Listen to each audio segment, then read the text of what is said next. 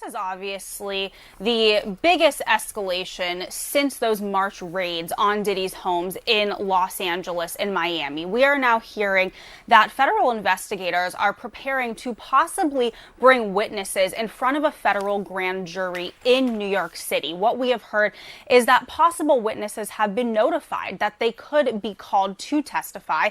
Now, sources do caution that investigators are still in the process of gathering information. In fact, they are still calling in new witnesses, and they have called in some witnesses multiple times. We also hear that the majority of the accusers who have filed these civil lawsuits against Sean Diddy Combs have been brought in for questioning, and again, some of them being called in numerous times. We hear that many are cooperating and even handing over evidence that they feel could be relevant into this federal probe. Now, a spokesperson for Homeland Security did not respond to our request for comment about the presence of a grand jury, but they did confirm that this investigation is presently ongoing.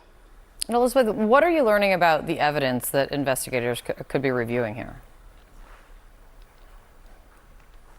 So, as I mentioned, those federal raids that were conducted on his homes back in March, obviously a lot of people wondering what was seized. Well, we are learning now that federal investigators are in possession of video footage that was taken inside of Combs's residence. We hear that these investigators have been contacting individuals that they have seen on this footage. One person, in addition to the accusers who have filed these civil suits, is a male sex worker. That is what a source tells me, and that they have been brought in for questioning through these federal investigators. Now, when the raids first happened, we had a law enforcement source tell us at CNN that the investigation was largely based in sex trafficking, which is what HSI specializes in. Now we are hearing that that scope has been widened and that investigators are really looking into all of these claims put forth in these civil lawsuits. That would include not just sex trafficking, but also money laundering